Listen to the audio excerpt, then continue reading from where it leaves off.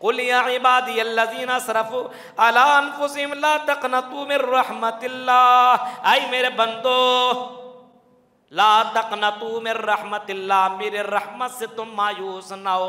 अगर तुमने समंदर के बराबर तुमने गुनाह किया हुआ हो और अगर तुम गुनाहों की तमाम ये चीज़ें लेकर के मेरे पास पहुंच जाओ, मुझसे तौबा करो तो मैं तुम्हारे गुनाहों को माफ़ कर दूं।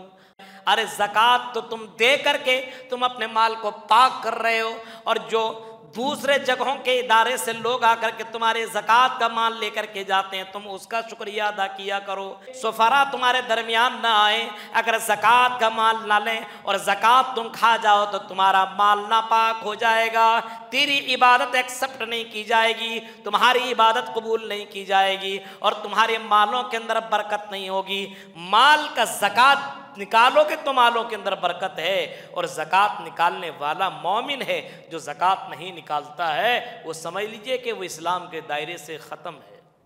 माँ कान लिन्नबी, किसी नबी के लिए जायज़ नहीं है और किसी मोमिन के लिए वो जायज़ नहीं आई अस्तग़फिरू लिल मुशरिकीन, के मुशरिकीन के लिए वो इस्तिग़फ़ार करें, मुशरिकीन के लिए वो बख्शिश की दुआ करें। वलौ कानू उली क़ुरबा मिन बादि मा तबय्यन लहुम, गर्चे कि उसका कितना ही करीबी रिश्तेदार क्यों ना हो, आप उसके लिए दुआए मग़फ़िरत और बख्शिश की दुआएं नहीं कर सकते, उसके लिए इस्तिग़फ़ार नहीं कर सकते। अल्लाह के नबी को ऑर्डर दिया जा रहा है, ऐ नबी आप अपने चचा के लिए दुआए मग़फ़िरत और बख्शिश की दुआ, इस्तिग़फ़ार की दुआ नहीं कर सकते।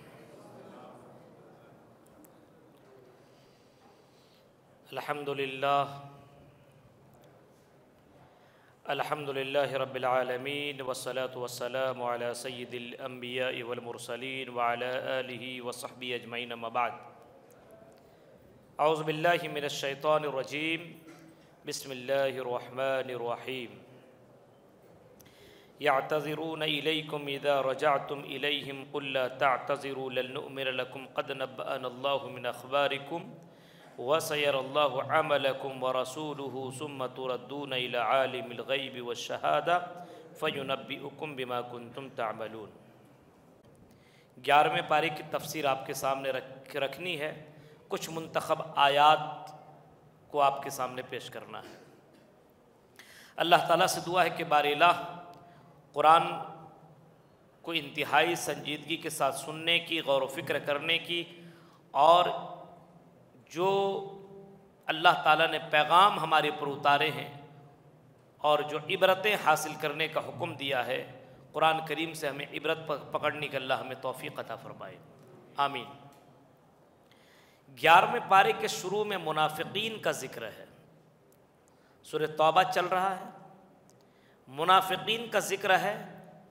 अल्लाह के नबी सल्लल्लाहु अलैहि वसल्लम ने जो जंगें लड़ी है, उन जंगों में एक जंग का नाम है जंगे तबूक। बहुत सारी जंगें आपने लड़ी। जंगे तबूक ये वो जंग है जिस जंग में अल्लाह के नबी सल्लल्लाहु अलैहि वसल्लम ने खुल करके ऐलान किया कि मैदान जिहाद में जाना है और सबको तैयार होकर के चलना है। और आपने बताया जिनसे जितना हो सकता है सब लोग मिल करके इस जंग की तैयारी की जाए, क्योंकि जंग किससे हो रही थी? उस वक्त का जो सुपर पावर मुल्क था रूम, जो सुपर पावर था, जिससे लड़ने के लिए आदमी को सोचना पड़ता था। जैसे आज के दौर में अमेरिका से कोई टक्कर ले ले, सुपर पावर है, सोचना पड़ेगा। और मुसलमानों की तादाद अभी अभी तो बनी थी और 800 किलोमीटर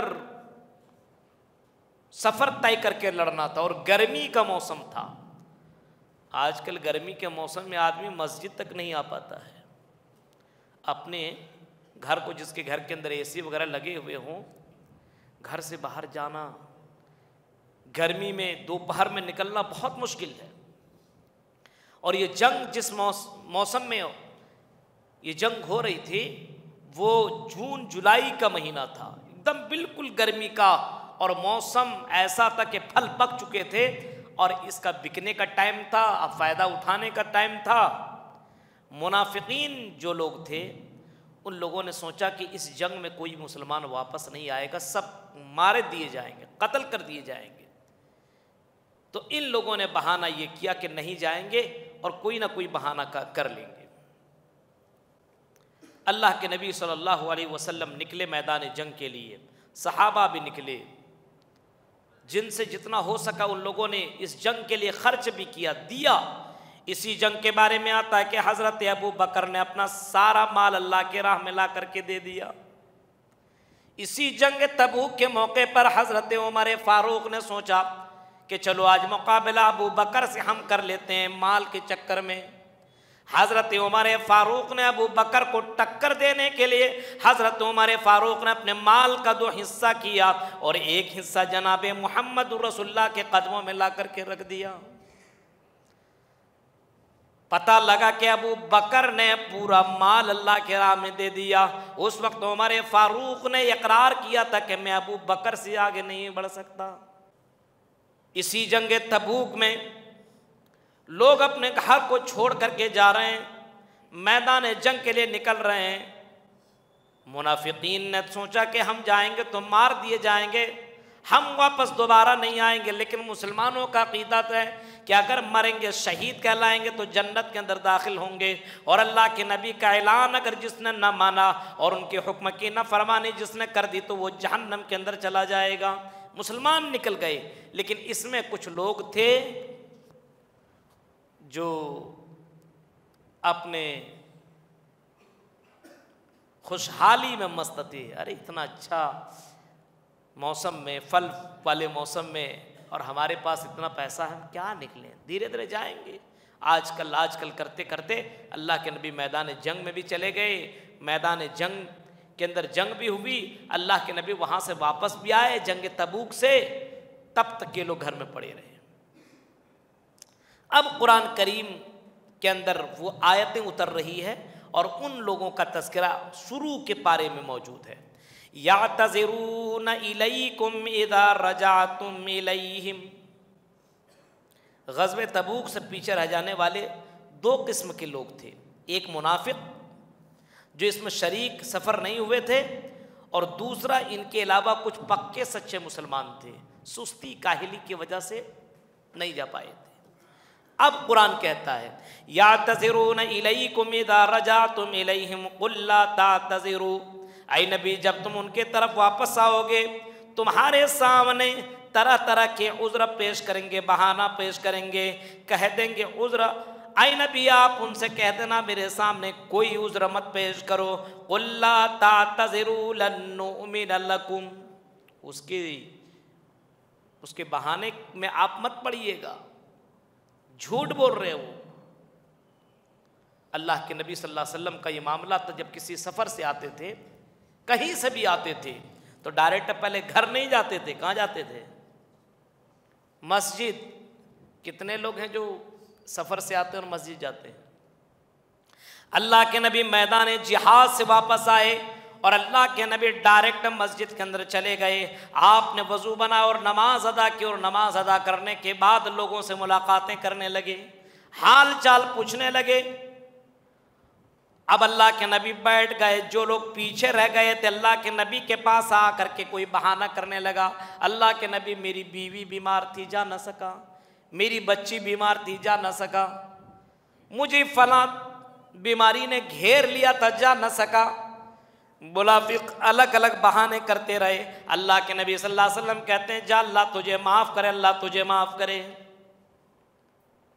उनमें से मुसलमानों में से 9 लोग ऐसे थे जो मैदान जंग के अंदर नहीं जा सके थे, और में से 6 लोगों को जब पता चला कि इमाम कायनात मैदान जंग से वापस आ रहे हैं, अब पता नहीं मेरा मामला क्या होगा, उनको अपने अंदर शर्मिंदगी व एहसास हुआ। उन्हें ऐसा लगा कि हम ज़मीन के अंदर धंस क्यों ना जाएं, अल्लाह के नबी का सामना कैसे हम दिखा, अल्लाह के नबी के सामने हम अपना चेहरा कैसे दिखा सकेंगे। अपने आप को सुतून में बांध दिया कि जब तक अल्लाह के नबी माफ़ नहीं करेंगे, खुद नहीं खोलेंगे, तो हम यहाँ से नहीं हटेंगे, बस इसी में मर जाएंगे, सड़ जाएंगे, गल जाएंगे। 6 लोग तो ऐसे थे जिन लोगों ने अपने आप को सुतूनों से बांध दिया था। अल्लाह के नबी को जब पता चला तो अल्लाह के नबी गए उन लोगों के पास और उसके बाद अल्लाह के नबी सल्लल्लाहु अलैहि वसल्लम ने कहा कि तुम लोग आ जाते, बता देते, तौबा कर लेते, लेकिन शर्मिंदगी के मारे अल्लाह के नबी के पास जा न सके। व आखरू नअतरफू बिज़ुनूबिहिम खलतू अमलन सालिहा व आखरा सय्या असल्लाहु अन यतूब अलैहिम। इन्हीं लोगों के बारे में कुरान की आयत उतरी है कि अल्लाह रब्बुल आलमीन इन अनकरीब इन लोगों को माफ़ कर देगा।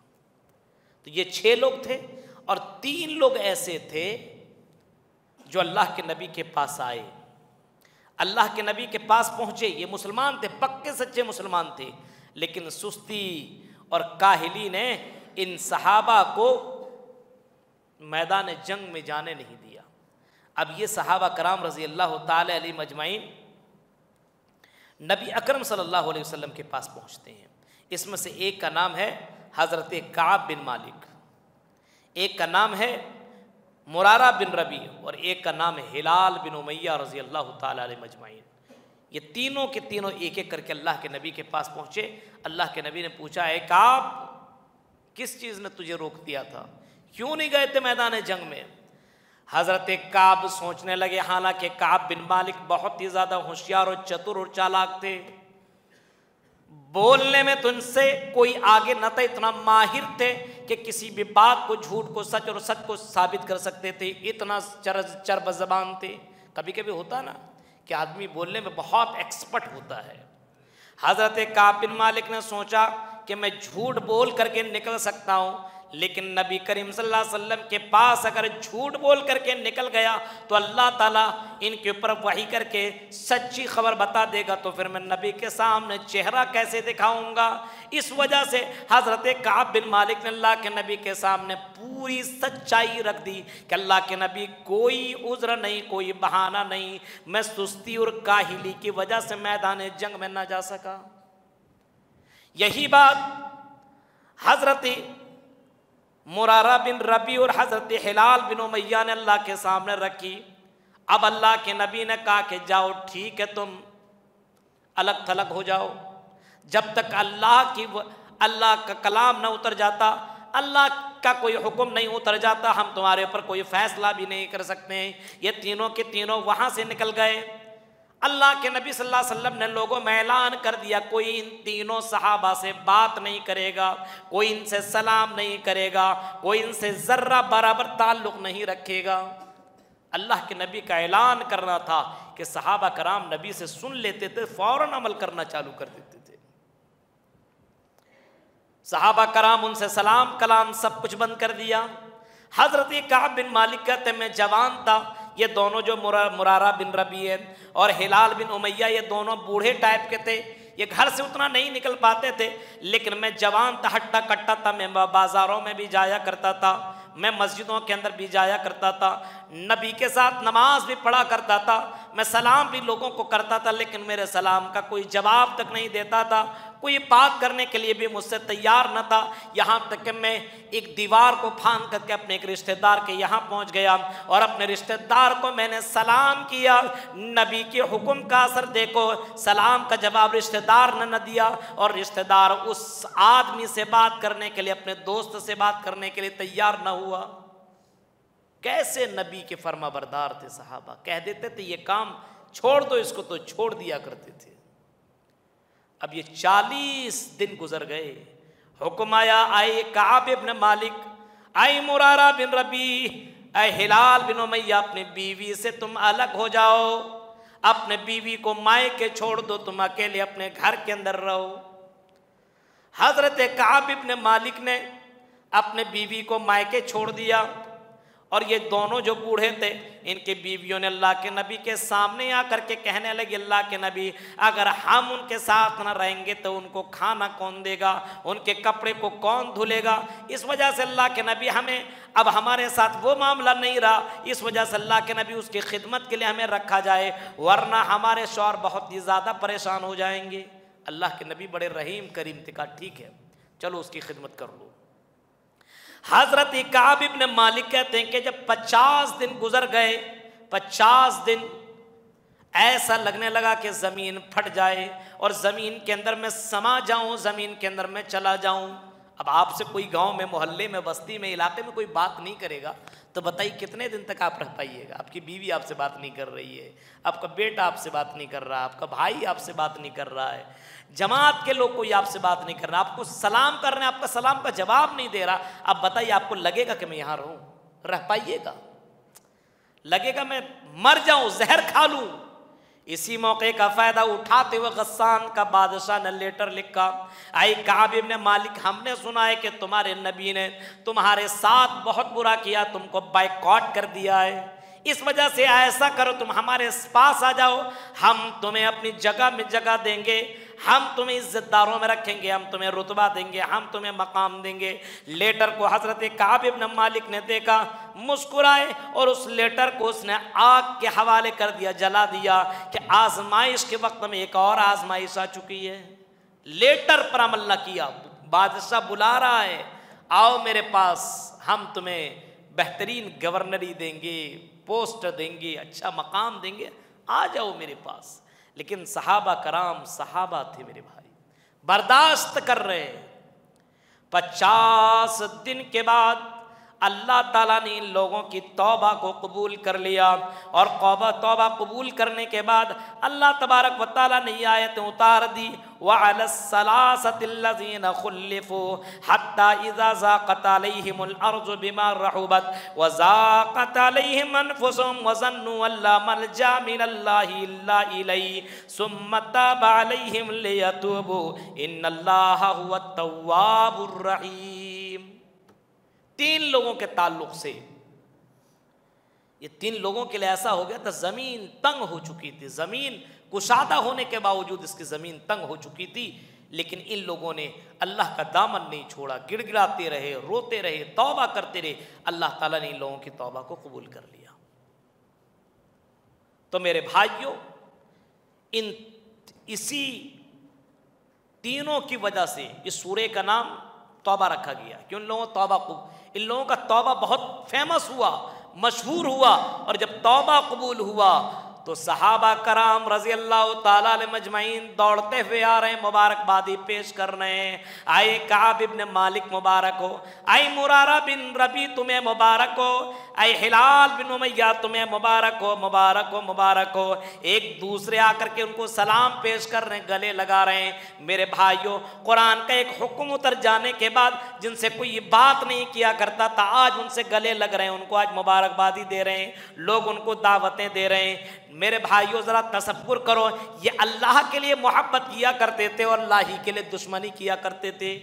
आज हम और आप अल्लाह के लिए मोहब्बत नहीं है, अल्लाह के लिए दुश्मनी नहीं है। आज हम बस ये हमारे लोग, ये तेरे लोग, ये हमारी पार्टी का, ये तेरे पार्टी का है। या मुसलमानों में वो बात कहाँ रही मेरे भाइयों? आज इस्लाम के लिए मोहब्बत नहीं है, इस्लाम के लिए दुश्मनी नहीं है। कोई शराबी क्यों ना हो, कोई ज़िनाकार क्यों ना हो, पैसे वाला है तो ताल्लुक उससे बनाया हुआ है। तो अल्लाह ताला ने इन लोगों की तौबा को कबूल कर लिया। यहाँ कहने का मतलब ये आदमी कितनों भी गुनहगार हो, अल्लाह कहता ओ मेरे बंदे मुझसे तौबा कर, मैं तुम्हारी तौबा को कबूल करूँगा। कुल या इबादियल्लज़ीना असरफ़ू अला अनफुसिहिम ला तक़नतू मिर रहमतिल्लाह, आई मेरे बंदो ला तक़नतू मिर रहमतिल्लाह, मेरे रहमत से तुम मायूस ना हो। अगर तुमने समंदर के बराबर तुमने गुनाह किया हुआ हो, और अगर तुम गुनाहों की तमाम ये चीज़ें लेकर के मेरे पास पहुंच जाओ, मुझसे तौबा करो तो मैं तुम्हारे गुनाहों को माफ़ कर दूं। बहुत सारे वाक़यात पड़े हुए हैं, मैं उसकी तरफ जाना नहीं चाह रहा हूँ। मेरे भाइयों, अल्लाह रब्बुल आलमीन तौबा कबूल करता है, और उस बंदे को सबसे ज़्यादा पसंद करता है जो बंदा अल्लाह से तौबा करता है। एक मरतबा नहीं, रोज़ तौबा कीजिए, हर वक्त तौबा कीजिए, हर नमाज के बाद तौबा कीजिए, क्योंकि इमाम कायनात जनाब मोहम्मद रसूलुल्लाह कहते हैं कि लोगों, मैं रोज़ाना 100 से ज़्यादा मरतबा तौबा करता हूँ। कौन कह रहे हैं? अल्लाह के नबी जो बख्शाए हुए, जो जन्नत का दरवाज़ा खोलेंगे, वो नबी कह रहे हैं कि मैं 100 से ज़्यादा मरतबा तौबा करता हूँ। और अल्लाह के नबी कहते हैं तुम में सबसे बेहतर वो है जो तुम में तौबा करने वाला हो। गुनहगार तो सब हैं, खताकार तो सब हैं, लेकिन अत्तव्वाबून जो तौबा करने वाले हैं वो अल्लाह की नज़र में सबसे बेस्ट है, सबसे अच्छा है। इंसान से गुनाह हो फौरन तौबा कर लेने चाहिए। ये किसकी निशानी? ये मोमिनों की निशानी है। और गुनाह करने के बाद तौबा कौन नहीं करता है? जो काफिर है, जो फाजिर है, जो गुनेगार, जो अल्लाह पर यकीन नहीं करता, वो अल्लाह से तौबा नहीं करता है। तो मेरे भाइयों, ये मुनाफिकीन का जिक्र हो रहा था, यहाँ फिर मोमिनीन का जिक्र हो गया। मोमिनीन गुनाह करने के बाद भी तौबा कर लेते हैं। अब आगे आइए, खुज़ मिन अमवालिहिम सदक़तन तुतहिरुहुम व तुज़क्कीहिम बिहा व सल्लि अलैहिम इन्न सलातक सकनुल लहुम। ऐ नबी, आप इनके माल में से सदका ले लीजिए, ज़कात ले लीजिए। तुतहिरुहुम, इनको पाक कर दीजिए, इनके माल को पाक कर दीजिए। व तुज़क्कीहिम, इनका तज़किया कीजिए। व सल्लि अलैहिम, इनके ऊपर दुआ दीजिए, क्योंकि आपकी दुआ इनको सुकून पहुंचाएगी। माल, अभी तो रमज़ानुल मुबारक का महीना है, ज़कात, बहुत से लोग होते हैं ज़कात देने में सोचते हैं अरे इतना दूं कि ना दूं। अरे वो आपका माल है ही नहीं। जो आपका माल नहीं है उस माल को रखने की क्या ज़रूरत है? जब हौलाने हौल को पहुंच जाए आप उसको निकाल दीजिए, अपने पास रखने की ज़रूरत नहीं है। अगर आपने उस माल को रख लिया तो आपका माल नापाक हो जाएगा। कितने बड़े बड़े अमीर लोग हैं जो ज़कात का माल देने के बाद फ़ख्र करते कि हमने इतना ज़कात दिया है। अरे ज़कात तो तुम दे करके तुम अपने माल को पाक कर रहे हो, और जो दूसरे जगहों के इदारे से लोग आकर के तुम्हारे ज़कात का माल लेकर के जाते हैं, तुम उसका शुक्रिया अदा किया करो। मेरे प्यारे साथियों, उसका शुक्रिया अदा किया करो। अगर ये सुफरा तुम्हारे दरमियान ना आए, अगर ज़कात का माल ना लें और ज़कात तुम खा जाओ तो तुम्हारा माल नापाक हो जाएगा। तेरी इबादत एक्सेप्ट नहीं की जाएगी, तुम्हारी इबादत कबूल नहीं की जाएगी, और तुम्हारे मालों के अंदर बरकत नहीं होगी। माल का ज़कात निकालोगे तो मालों के अंदर बरकत है, और ज़कात निकालने वाला मोमिन है। जो ज़कात नहीं निकालता है वो समझ लीजिए कि वो इस्लाम के दायरे से ख़त्म है। ज़कात है ना, वातु ज़का, पाँचवा जो बुनियल इस्लाम खम्स शहादत अल्ला इलाहा इल्लल्लाह, इस्लाम के बुनियादी अरकान जो 5 बताए गए हैं उनमें से एक ज़कात भी। अगर ज़कात देने के मुस्तहिक़ हैं आप तो आपको ज़कात निकालना ही पड़ेगा। उसके बाद अल्लाह रब्बुल आलमीन ने इसी पारे के अंदर मस्जिद ज़िरार का जिक्र किया है। मस्जिद ज़िरार, मस्जिद ज़िरार मुनाफिकों ने एक मस्जिद बनाई थी। और क्यों बनाई थी? मस्जिद बनाने का मकसद क्या था? अल्लाह के नबी सल्लल्लाहु अलैहि वसल्लम को तकलीफ़ देना, मोमिनीन के दरमियान तफरक़ा डालना, और इस मस्जिद के ज़रिए से मुसलमानों के ऊपर हमला करना, ये मकसद था। मस्जिद कुबा के बगल में एक मस्जिद बनाई गई। अल्लाह के नबी सल्लल्लाहु अलैहि वसल्लम के पास कुछ लोग गए कि अल्लाह के नबी चलिए उद्घाटन कर दीजिए, आप नमाज़ पढ़ दीजिए, फिर हम लोग नमाज़ पढ़ेंगे। कुरान की आयत उतर गई। अल्लाह तबारक व तआला ने अपने नबी को हुक्म दे दिया, ऐलान कर दिया, ला तकुम फ़ीही अबदा, आई मोहम्मद सल्लल्लाहु अलैहि वसल्लम वहाँ आप हरगिज़ खड़े ना हो। आपको वहाँ नमाज पढ़ने की ज़रूरत नहीं है, क्योंकि ये मस्जिद तकवा के बुनियाद पर रखी नहीं गई है, बल्कि ये मस्जिद मोमिनों को परेशान करने के लिए, तकलीफ़ देने के लिए मस्जिद बनाई गई है। तकवी की बुनियाद पर जो मस्जिद है मस्जिद कुबा, वहाँ तो आप नमाज पढ़ें, लेकिन ये मस्जिद मुसलमानों को तकलीफ़ पहुँचाने के लिए बनाई गई है। जब ये आयत उतरी तो अल्लाह के नबी सल्लल्लाहु अलैहि वसल्लम ने उस मस्जिद को जलाने का हुक्म दे दिया और उस मस्जिद को ढाने का हुक्म दे दिया। इसके बाद अल्लाह रब्बुल आलमीन फरमा रहा है, इन्नल्लाह अश्तरा मिनल मुमिनीना अनफुसहुम व अमवालहुम बिअन्न लहुमुल जन्नह। बेशक अल्लाह ताला ने मोमिनीन से उसके नफ्स और उसके माल के ज़रिए से उनको ख़रीद लिया है। मोमिनीन से उसके नफ्स और उसके माल को जन्नत के बदले ख़रीद लिया है कि जन्नत चाहिए तो तुम अपना माल मुझको दो, अपनी जान मुझको दो। जन्नत में जाना तो तुम्हें कुर्बानी देनी पड़ेगी, बग़ैर कुर्बानी के जन्नत में नहीं जा सकते हो। अभी देखिए हम लोग रोज़ा रखने, ये भी बहुत बड़ी कुर्बानी है। किसका दिल नहीं करता खाना खाऊं, किसका दिल नहीं करता पानी पीऊं, किसका दिल नहीं करता उसकी बीवी खूबसूरत हो, अपनी बीवी से मुलाकात करें। मेरे प्यारे साथियों, लेकिन अल्लाह के लिए कुर्बानी कर रहा है। ये कुर्बानी जो बंदा कर रहा है, छोड़ रहा है, ये कुर्बानी अपने नफ्स की कुर्बानी दे रहा है, अपने माल की कुर्बानी दे रहा है। अल्लाह कहता है कि हमने तुम्हारे माल और तुम्हारे नफ्स को जन्नत के बदले हमने ख़रीद लिया है, तो तुम अपने माल की कुर्बानी दो, अपनी जान की कुर्बानी दो, अल्लाह के राह में क़िताल करो, अल्लाह के राह में क़त्ल हो जाओ। अल्लाह रब्बुल आलमीन का वादा सच्चा है, वज़ालिका हुवल फ़ौज़ुल अज़ीम, और ये बहुत बड़ी कामयाबी है। किसी को उसके माल के बदले जन्नत मिल जाए, किसी को उसकी जान के बदले जन्नत मिल जाए। मेरे भाइयों, जान जाए तो जाने दो, माल जाए तो जाने दो, लेकिन जन्नत मिल जाए, इससे बढ़ कर के खुशनसीबी और क्या हो सकती है। हालांकि क़यामत के दिन मैदान महशर में लोग अपनी सारी चीज़ें अल्लाह के राह में दे देगा। आय अल्लाह, ये मेरी तमाम की तमाम दौलत अल्लाह इसको ले ले, लेकिन आय अल्लाह तू मुझे जहन्नम से बचा ले। मेरे भाइयों, सारी दौलतें दे लेने के बाद वो आदमी जहन्नम से नहीं बच पाएगा, बल्कि जहन्नम के अंदर चला जाएगा, जन्नत में नहीं जा पाएगा, जहन्नम के अंदर दाखिल हो जाएगा। यहाँ कह रहा माल, अभी माल है ना, माल से जन्नत को खरीद लो, माल अल्लाह के राह में दो और जन्नत कन्फर्म करो। जान है, जान अल्लाह के राह में दो। आजकल तो जान नहीं दे रहे हैं, लेकिन कम से कम जो चीज़ें अल्लाह ने देने का हुक्म दिया है, उन चीज़ों को अल्लाह के राह में दीजिए। आपको जो चीज़ें बहुत महबूब हैं, लेकिन अल्लाह के लिए उन महबूब चीज़ों को छोड़िए। सिगरेट, जिनाकारियाँ, शराब के अड्डों में जाना, अमीर घराने के लड़कों को देखिए अय्याशी करते हुए नजर आते हैं। मेरे भाइयों, आपको इन तमाम चीज़ों को छोड़ना पड़ेगा, कुर्बानी देनी पड़ेगी, तब आपको जन्नत मिलेगी, वरना जन्नत नहीं मिल सकती है। अब अल्लाह के मोमिनीन बंदों की सिफात को अल्लाह ने बयान किया है। आयत नंबर 112, अत्ताइबून अल आबिदून अल हामिदून अस्साइहून अर्राकिऊन अस्साजिदून अल आमिरून। तौबा करने वाले मोमिन कौन है? तौबा करने वाले गुनाह करने के बाद फौरन नादिम हो जाते हैं, शर्मिंदा हो जाते हैं। इबलीस और इंसान में यही फ़र्क है, इबलीस ने गुनाह किया तो तकब्बुर किया और तौबा न किया। आदम ने गुनाह किया तो नादिम हुए, शर्मिंदा हुए और तौबा किया, रब्बना ज़लमना अनफुसना व इल्लम तग़फिर लना व तरहमना लनकूनन्न मिनल खासिरीन।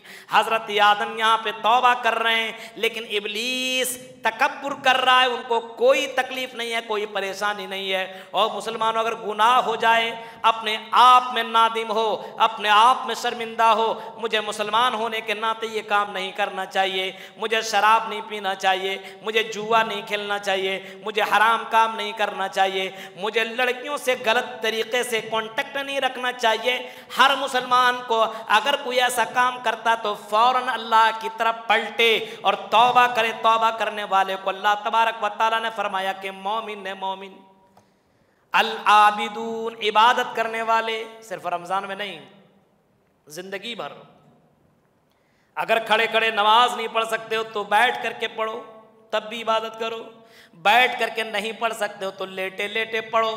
और अगर तब भी नमाज नहीं पढ़ सकते हो, इशारे से नमाज पढ़ो, इबादत करो, क्योंकि इस इबादत के लिए अल्लाह ताला ने पैदा किया है।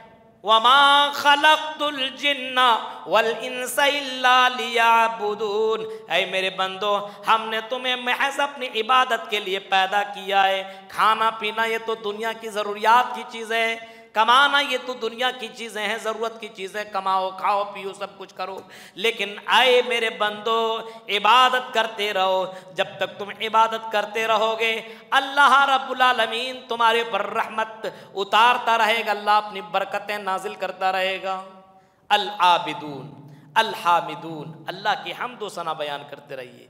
अस्साइहून अर्राकिऊन, रुकू करते रहिए, सजदा करते रहिए, लोगों को भलाई का हुक्म देते रहिए। वन्नाहूना अनिल मुनकर, और बुराई से रोकते रहिए। सिर्फ मौलवियों का काम नहीं है भलाई का हुक्म देना और बुराइयों से रोकना, ये आपकी भी जिम्मेदारी बनती है।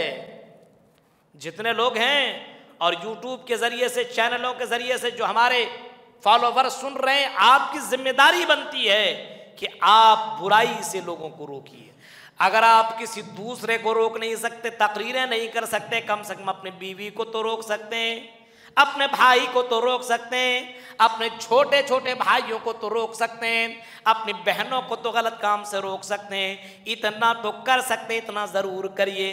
अपने घर वाले को तो भलाई का हुक्म दे सकते हैं, लेकिन मेरे भाइयों कितने लोग हैं जो अपने घर के अंदर दीनी माहौल पैदा नहीं करते, अपने घर से बुराइयों को खत्म नहीं करते। वन्नाहूना अनिल मुनकर, फरमाया मोमिनीन की सिफत यह है कि बुराइयों से रोकते हैं और अल-आमिरूना बिल मारूफ, और भलाई का हुक्म देते हैं। आप ये काम कीजिए, हमेशा करते रहिए। गलत काम कहीं पे देखिए कोशिश कीजिए रोकने की, लोगों को भलाई का हुक्म देने का काम करिए। वल्हाफिजून लिहुदूदिल्लाह, और अल्लाह के हुदूद की हिफाजत करते हैं। वबश्शिरिल मोमिनीन, फरमाया मोमिनों को जन्नत की बशारत सुना दो, मोमिनीन को जन्नत की खुशखबरी सुना दो, शुभ समाचार सुना दो। मोमिनीन, जो मोमिन है उसको अल्लाह तबारक व तआला जन्नत के अंदर दाखिल करेगा। आए नबी, मोमिनीन को बशारत दे दो कि अल्लाह ताला तुम्हें जन्नत की बशारत दे रहा है। अब सुनो, अल्लाह ताला फरमाता मा काना लिन्नबिय्यि वल्लज़ीना आमनू अन यस्तगफिरू लिल मुशरिकीन वलौ कानू उली कुर्बा मिन बादि मा तबय्यन लहुम अन्नहुम अस्हाबुल जहीम। यह आयत करीमा हज़रत अबू तालिब का जब इंतकाल का वक्त आया, उस वक्त यह आयत करीमा उतरी। नबी अकरम के कौन है? हज़रत अबू तालिब चचा हैं, और हज़रत अबू तालिब ने अल्लाह के नबी की बहुत ही ज़्यादा मदद की, हर वक्त अल्लाह के नबी का साथ दिया। इंतकाल का वक्त आया तो लोगों ने बताया कि आपके चचा का यह हाल है। अल्लाह के नबी सल्लल्लाहु अलैहि वसल्लम वहाँ पे पहुँचे। पहुँचने के बाद कहते हैं या अम्मी कुल ला इलाहा इल्लल्लाह कलिमतन अशहदु लका बिहा इंदल्लाह। आई मेरी चचा जान, कुल ला इलाहा इल्लल्लाह, आपको बहुत कुछ करने की ज़रूरत नहीं है। आई मेरे चचा जान, सिर्फ आप अपनी ज़बान से ला इलाहा इल्लल्लाह कह दीजिए, बस इतना कह दीजिए, कलिमतन अशहदु लका बिहा इंदल्लाह। इसी कलिमे के ज़रिए से अल्लाह से मैं आपकी बख्शिश करवा दूंगा, आपको मैं जहन्नम से बचा लूँगा। आई मेरे चचा, सिर्फ ज़बान से ला इलाहा इल्लल्लाह कह दीजिए।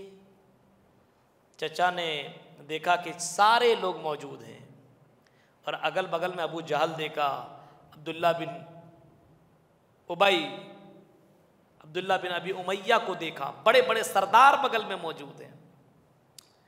कान में कहता है, आइए मोहम्मद, आए मेरे भतीजे, में ये कलमा तो पढ़ लेता, अगर अकेले में होता तो पढ़ लेता, लेकिन सारे लोगों के बीच में इस वजह से नहीं पढ़ रहा हूँ कि लोग सोचेंगे मरने के डर की वजह से, मौत से डर करके इसने मोहम्मद का कलमा पढ़ लिया। अकेले होते तो पढ़ लेता, लोग क्या सोचेंगे, औरतें क्या कहेंगी, तरह तरह की बातें होंगी मरने के बाद। इस वजह से आई मोहम्मद, में इस कलमा का इकरार नहीं कर सकता, मैं मर रहा हूं अब्दुल मुत्तलिब के दीन पर। कुफ्र की हालत में उसकी मौत हो गई। अल्लाह के नबी सल्लल्लाहु अलैहि वसल्लम को बड़ी तकलीफ पहुंची, और अल्लाह के नबी सल्लल्लाहु अलैहि वसल्लम अपने चचा के लिए इस्तिग़फ़ार करने लगे। आए अल्लाह मेरे चचा को बख्श दे, आए अल्लाह मेरे चचा को बख्श दे। यहाँ तक कि अल्लाह के नबी के पास कुरान की आयत उतरे, माँ कान लिन्नबी, किसी नबी के लिए जायज़ नहीं है और किसी मोमिन के लिए वो जायज़ नहीं आई, अस्तग़फ़िरू लिल मुशरिकीन, के मुशरिकीन के लिए वो इस्तिग़फ़ार करें, मुशरिकीन के लिए वो बख्शिश की दुआ करें। वलौ कानू उली क़ुरबा मिन बादि मा तबय्यन लहुम, गर्चे कि उसका कितना ही करीबी रिश्तेदार क्यों ना हो, आप उसके लिए दुआए मग़फ़िरत और बख्शिश की दुआएं नहीं कर सकते, उसके लिए इस्तिग़फ़ार नहीं कर सकते। अल्लाह के नबी को ऑर्डर दिया जा रहा है, ऐ नबी आप अपने चचा के लिए दुआए मग़फ़िरत और बख्शिश की दुआ, इस्तिग़फ़ार की दुआ नहीं कर सकते।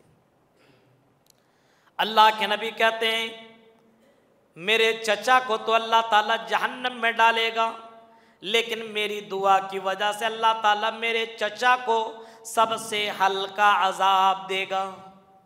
मेरी दुआ की वजह से अल्लाह ताला इतना ज़रूर करेगा कि अल्लाह मेरे चचा को सबसे हल्का अजाब जहन्नम के अंदर देगा। ओ सहाबा, तुम्हें मालूम है कि जहन्नम के अंदर सबसे हल्का अजाब कौन सा अजाब होगा? सहाबा कहते नहीं मालूम। अल्लाह के नबी फरमाते हैं मेरे चचा को जहन्नम के अंदर आग की जूतियाँ पहनाई जाएंगी और उन जूतियों को पहनने की वजह से सर के अंदर जो मग़ज़ है, जो गोदी है, मग़ज़ है, वो मग़ज़ खोलेगा। सर के अंदर जो दिमाग है वो दिमाग जैसे हांडियों के अंदर पानी खोलता है। आग की जूतियां पहनने की वजह से मेरे चचा के अंदर इतना शदीद अजाब होगा। सिर्फ जूतियां पहनने की वजह से इतना डेंजर मामला होगा। सबसे हल्का अजाब यगले दिमागुहु कगलिल हमीम। सबसे हल्का अजाब का ये मंजर है मेरे भाई। सबसे हल्का अजाब, सबसे भारी अजाब का तो जिक्र ही नहीं है कहीं पे। कुरान और हदीस में कहीं जिक्र आपको नहीं मिलेगा। सबसे भारी अजाब जहन्नम का कौन सा है? हल्का अजाब का तो जिक्र है, लेकिन सबसे भारी अजाब कैसा होगा ये अल्लाह ने बयान नहीं किया है। मेरे भाइयों, अजाब जहन्नम, अल्लाह वक़िना अजाब अन्नार, अल्लाह तो हमें अजाब अलीम से बचा ले। ये हल्का अजाब का ये मंजर है मेरे भाइयों। अब आगे देखिए, अल्लाह के नबी सल्लल्लाहु अलैहि वसल्लम की सिफ़ात हमीदा बयान की जा रही है। लक़द जाअकुम रसूलुम मिन अनफुसिकुम अज़ीज़ुन अलैहि मा अनित्तुम हरीसुन अलैकुम बिल मोमिनीन रऊफ़ुर रहीम। तुम्हारे दरमियान एक ऐसा रसूल आया, मिन अनफुसिकुम, जो तुम ही में से इंसान है, वो तुम जैसे इंसान हो वो भी इंसान। जैसे तुम्हें तकलीफ पहुंचती है उस मोहम्मद को भी तकलीफ पहुंचती है। कुफारे मक्का कहा करते थे ना, इंसान तो मानते थे लेकिन रसूल नहीं मानते। हमारे तरह तो एक इंसान है, खाता पीता है, चलता भागता दौड़ता है। क्या हमारे तरह कोई इंसान रसूल हो सकता है? अल्लाह के नबी को रसूल मानने से इनकार कर रहे हैं कुफारे मक्का। और आज के बहुत से लोग ऐसे हैं कि रसूल को रसूल तो मानता लेकिन इंसान नहीं मानता। पहले के लोग इंसान मानते थे, रसूल नहीं मानते थे। आज कहते रसूल हैं लेकिन इंसान नहीं है, बशर नहीं है, वो तो नूर है, नूर। हालांकि कुरान ने ऐलान कर दिया, कुल इन्नमा अना बशरुम मिस्लुकुम यूहा इलैया। ऐ नबी आप ऐलान कर दो, इन्नमा अना बशरुम मिस्लुकुम, मैं तुम्हारी तरह एक इंसान हूँ। जैसे तुम्हें भूख लगती मुझे भी भूख लगती, जैसे तुम्हें दर्द होता मुझे भी दर्द होता। तुमने शादियां की, हमने भी शादियां की। हाँ, अल्लाह के नबी कह रहे हैं फ़र्क ये, यूहा इलैया, मेरे ऊपर वही आती है, मेरे ऊपर कुरान उतरता है, जिब्राइल अमीन आते हैं और तुम्हारे पास जिब्राइल अमीन नहीं आते। ये फ़र्क है। यानी मुझे अल्लाह ने रसूल बनाया, तुम्हें अल्लाह ने रसूल नहीं बनाया है। फ़र्क इतना है, इंसान होने के नाते दर्द होता है, तकलीफ़ होती है, परेशानी आती, मुझे भी वो सारी चीज़ें लायक होती है। तो लक़द जाअकुम रसूलुम मिन अनफुसिकुम अज़ीज़ुन अलैहि मा अनित्तुम, तुम्हारी तकलीफ़ों से बहुत ही ज़्यादा गिरा गुजरती है, चोट तुम्हें लगती है, दर्द मोहम्मद सल्लल्लाहु अलैहि वसल्लम को होता है।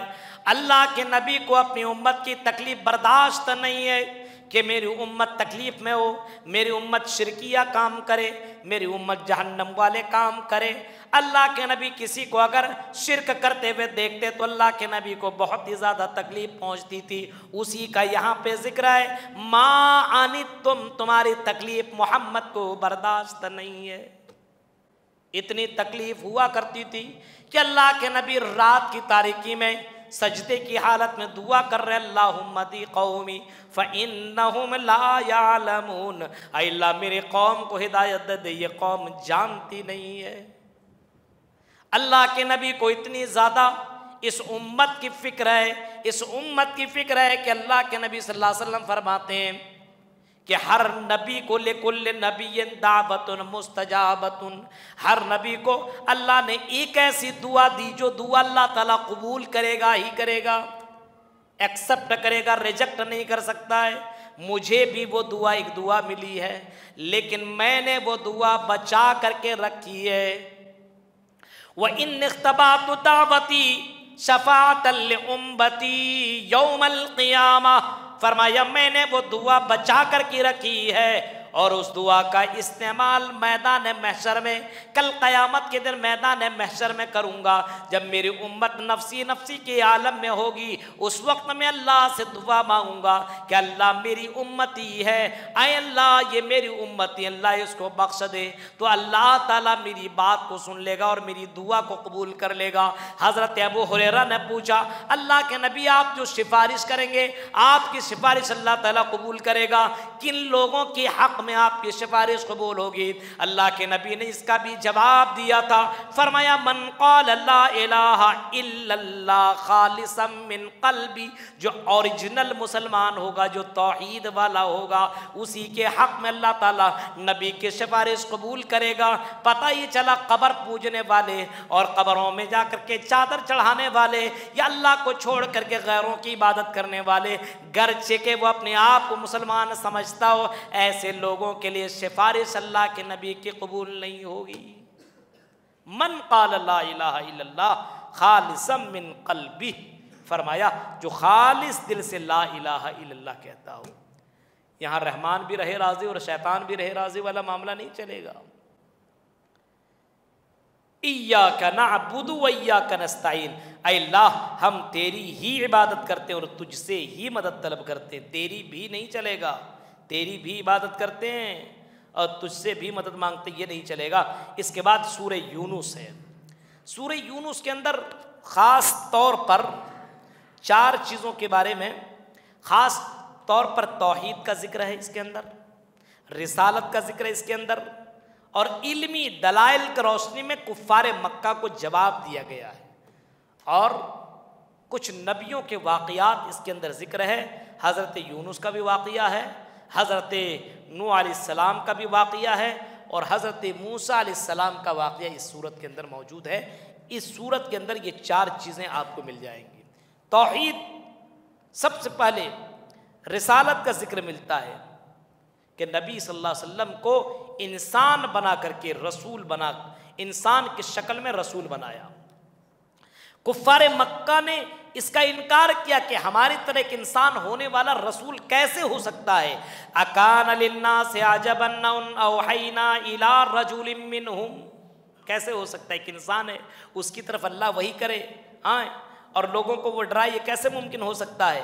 वबश्शिरिल लज़ीना आमनू अन्ना लहुम क़दम सिद्क़िन इंदा रब्बिहिम क़ालल काफ़िरून इन्ना हाज़ा लसाहिरुम मुबीन। कुफ़ारे मक्का कहते थे तो साहिर है, जादूगर है, खुल्लम खुल्ला जादूगर है, ये नबी रसूल नहीं हो सकता है। अल्लाह रब्बुल आलमीन ने अपने तौहीद के बारे में लोगों को बताया, इन्ना रब्बकुमुल्लाहुल्लज़ी खलक़स समावाति वल अर्ज़, तुम्हारा रब कौन है? जिसने आसमान और ज़मीन को पैदा किया। आसमान को किसने पैदा किया? अल्लाह ने। ज़मीन को किसने पैदा किया? अल्लाह ने। फ़ी सिद्दति अय्याम, कितने दिनों में? 6 दिनों में। सुम्मस्तवा अलल अर्श, फिर अर्श के पर मुस्तवी हो गया। युदब्बिरुल अम्र मा मिन शफ़ीइन इल्ला मिन बादि इज़्नि ज़ालिकुमुल्लाहु रब्बुकुम फ़अबुदू अफ़ला तज़क्करून। हर काम की तदबीर अल्लाह ही करता है, कोई सिफारिश करने वाला नहीं मगर उसकी इजाज़त के बाद। वही अल्लाह तुम्हारा रब है, उसकी इबादत करो। तो क्या तुम नसीहत हासिल नहीं करते हो? अल्लाह तबारक व तआला ने बताया कि आसमान और ज़मीन को अल्लाह ने पैदा किया। 6 दिनों के अंदर अर्श पर मुस्तवी हो गया। तमाम मामलात के उमूर, तमाम तदबीर का वही फैसला कर, तमाम चीज़ उसी के इख्तियार में है। और फिर फरमाया कि ऐ मेरे बंदो, उसी रब की इबादत करो, जब उसने पैदा किया तो इबादत किसकी कर रहे हो? अफला तज़क्करून, क्या तुम नसीहत हासिल नहीं करते? आसमान और ज़मीन को देखो, इन तमाम चीज़ों को देखो। उसके बाद जैसे इब्राहीम ने इकरार किया था, क़ुल इन्ना सलाती, हज़रत इब्राहीम ने इकरार किया था कि तू ही मेरा रब है, तू ही मेरा परवरदिगार। ये डूबने वाला सूरज, डूबने वाला चांद, डूबने वाला ये सितारे रब नहीं हो सकते। ऐ परवरदिगार, वही रब है जो आसमानों, जो सूरज को निकालता है, सूरज को डिबोता है, वही मेरा रब हो सकता है। तो उस अल्लाह की इबादत कीजिए। उसके बाद चलिए आगे देखिए, अल्लाह रब्बुल आलमीन आगे फरमाता है। हज़रत मूसा अलैहिस्सलाम का वाक़या ज़िक्र किया है कि हज़रत मूसा अलैहिस्सलाम को फ़िरऔन की तरफ नबी बना करके भेजा। फ़िरऔन बड़ा जालिम बादशाह था और मूसा अलैहिस्सलाम को अल्लाह रब्बुल आलमीन ने कुछ मौजज़ात दिए। वो मैंने आपको बताया मौजज़ात, बहुत सारे दो मौजज़ा ऐसे कि हाथ को अगर यहाँ रखते तो निकालते तो सूरज की तरह चमकता था, चौथवी रात की चांद की तरह चमकता था। अल्लाह हजरत मूसा अलैहिस्सलाम लाठी ज़मीन पर रखते थे, अजदहा बन जाता था, सांप। मूसा अलैहिस्सलाम को जब देखा तो कहा ये तो जादूगर है, जादूगरों से मुकाबला करवाया। लेकिन ये हकीकत अल्लाह रब्बुल आलमीन का ये मौजज़ा, और जादूगरों की जादूगरी कहाँ से चलेगी। उन लोगों ने जब रखा तो मूसा अलैहिस्सलाम ने जब लाठी रखी तो सारे जादूगरों की वो जादूगरी ख़त्म हो गई, सब कुछ निकल गया, सारे जादूगरों ने ईमान ले आया। अब हज़रत मूसा अलैहिस्सलाम को परेशान किया गया, उनकी कौम बनी इसराइल को परेशान किया। ये लोग सब निकले, फ़िरऔन ने पीछा किया और फ़िरऔन पीछा करते करते जब समंदर के पास पहुँचे तो हज़रत मूसा ने भी लाठी मारी और समंदर में रास्ते बन गए, ये लोग निकल गए। फ़िरऔन जब बीच में गया तो अल्लाह ताला ने समंदर को मिला दिया, वहाँ पे डूबने लगा। अब जब डूबने लगा उस वक्त फ़िरऔन की ज़बान से जुमला निकलता है, अल्लाह रब्बुल आलमीन ने उसको यहाँ पे नोट किया है। उस जुमले को ज़रा देखिए। फ़िरऔन जब डूबने लगा और वो समझने लगा अब मेरी जान नहीं बच सकती, अब तो मैं मर जाऊंगा, अब मुझे कोई बचा भी नहीं सकता।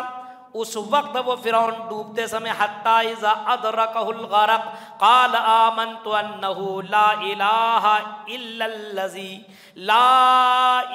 इल्लल्लज़ी आमनत बिही बनु इसराईल व अना मिनल मुस्लिमीन। अब मैं ईमान लाता हूँ और मैं मुसलमान बनता हूँ। अल्लाह कहता अब तू मरने के करीब है, अल-आन वक़द असैत क़ब्ल, इस वक्त तू अल्लाह पर ईमान ला रहा है, यानी पूरी ज़िंदगी तुम्हारी नफरमानी में कटी है। वकुन्त मिनल मुफ़सिदीन, तो तू तो फासिदों के अंदर है, फाजिरों के अंदर तुम्हारा शुमार होता है। फल-यौम नुनज्जीका बिबदनिका लितकूना लिमन खल्फका आया।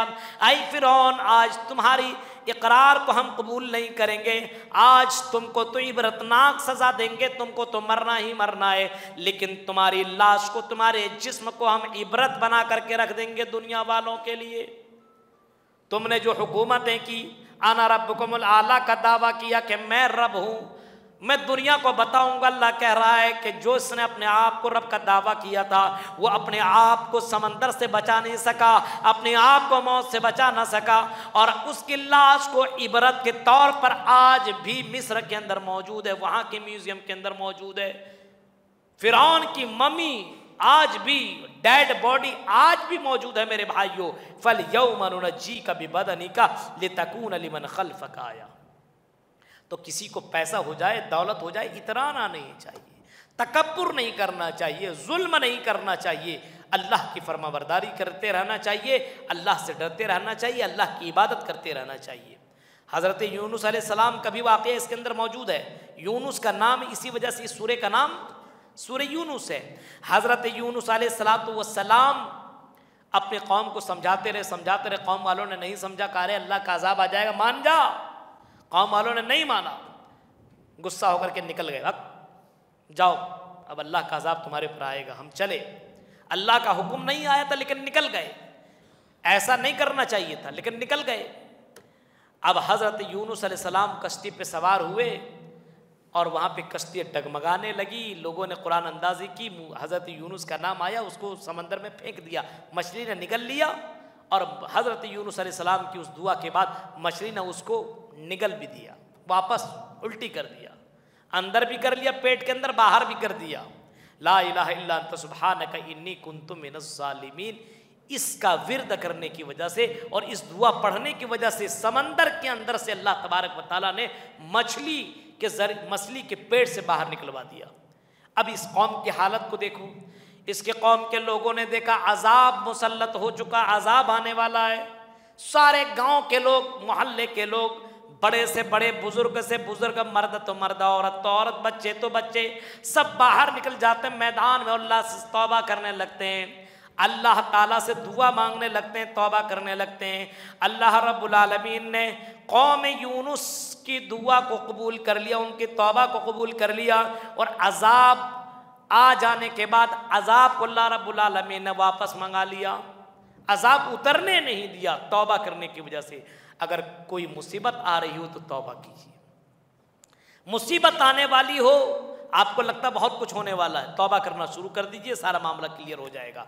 उसके बाद अल्लाह रब्बुल आलमीन फरमा रहा है, वला तदउ मिन दूनिल्लाह मा ला यनफउका वला यज़ुर्रुका फ़इन फ़अल्त फ़इन्नका इज़म मिनज़ ज़ालिमीन। वला तदउ मिन दूनिल्लाह, अल्लाह को छोड़ करके जिन जिन को तुम पुकारते हो, माला यनफउका वला यज़ुर्रुक, ये ना तुम्हें फायदा पहुंचा सकते हैं ना नुकसान। आज दुनिया के अंदर देखो, अल्लाह को छोड़ करके पुकारने वाले कैसे कैसे लोग हैं। कोई कब्र को पुकार रहा है, कोई न पत्थर को पुकार रहा है, कोई पेड़ों को पुकार रहा है, कोई न जाने किनके किनको पुकार रहा है। फरमाया माला यनफउका वला यज़ुर्रुक, ये तुम्हें न फायदा पहुंचा सकते न नुकसान, लेकिन इतना जरूर होगा, फ़इन फ़अल्त फ़इन्नका इज़म मिनज़ ज़ालिमीन, अगर तुमने अल्लाह को छोड़ करके किसी और को पुकारा तो तुम्हारा शुमार जालिमों में होगा, यानी तुम जहन्नम के अंदर चले जाओगे अगर अल्लाह को छोड़ करके गैरों को पुकारोगे। उसके बाद अल्लाह तबारक व तआला कह रहा है, व इन यमसस्कल्लाहु बिज़ुर्रिन फला काशिफ़ लहू इल्ला हू। ये अकीदा अपने अंदर पैदा कीजिए, कोई किसी को जर्रा बराबर तकलीफ नहीं पहुंचा सकता। व इन यमसस्कल्लाहु बिज़ुर्रिन, अगर अल्लाह किसी को तकलीफ पहुंचाना चाहे, फला काशिफ़ लहू, तो दुनिया की तमाम ताकतें मिल करके उस तकलीफ को हटा नहीं सकती है। अल्लाह अगर किसी को तकलीफ देना चाहे, मुसीबत में मुब्तला करना चाहे, अल्लाह किसी को अजाब देना चाहे, दुनिया के लोग मिलकर के उसको बचा सकेंगे? नहीं। व इन युरिदका बिखैरिन फला राद्द लिफज़ली, और अल्लाह किसी के साथ भलाई करना चाहे तो उस भलाई को सारे लोग मिलकर के टाल नहीं सकते। ये कह लीजिए अल्लाह जिसे इज्जत देना चाहिए सारी दुनिया के लोग मिलकर के उसको जलील नहीं कर सकते, और अल्लाह जिसे जलील कर दे सारे दुनिया के लोग मिलकर के उसको इज्जत नहीं दे सकते हैं, इज्जत नहीं दे सकते हैं। मेरे भाइयों, तो इज्जत और जिल्लत ये अल्लाह के हाथ में है। अल्लाह की इबादत कीजिए। आज जैसे मुसलमान जलील है उसकी वजह यही है कि हम तौहीद वाले नहीं हैं, हमारे अंदर शिर्क आ गया। मेरे भाइयों, आज देखिए जगह जगह पे आज मुसलमानों की इतने कब्रों में इबादतें हो रही है। बम्बई चले जाओ, दिल्ली चले जाओ, भोपाल चले जाओ, कलकत्ता चले जाओ, एक से एक बाबा मौजूद हैं, एक से एक बाबा, ऐसे ऐसे बाबा जिनके बारे में कहा नहीं जा सकता। नंगा बाबा, कुत्ता बाबा, गधा बाबा, हम बेटा देने वाले बाबा हैं, बेटी देने वाले बाबा हैं। कोई कहता है कि आओ, जिसको कांटेक्ट लड़का लड़की आपस में मिल नहीं रहा है, सेटिंग कराने वाले बाबा मौजूद हैं। मेरे भाइयों, इन तमाम बाबाओं से अपने आप को दूर रखो और एक अल्लाह वाले बनो। तौहीद अपनी ज़िंदगी के अंदर लाजिम कर लो, दुनिया के अंदर भी इज्जत मिलेगी, मरने के बाद भी जन्नत मिलेगी। ये 11वें पारी की तफसीर थी मुख्तसरन से। अल्लाह रब्बुल आलमीन से दुआ है कि बारिला हमें सुनने के साथ साथ अल्लाह हमें गौर व फिक्र करने की तौफीक अता फरमाए और इसके ऊपर अमल करने की तौफीक अता फरमाए। आमीन व आखिर दावाना अल्हम्दुलिल्लाहि रब्बिल आलमीन। वस्सलामु अलैकुम व रहमतुल्लाहि व बरकातुहू।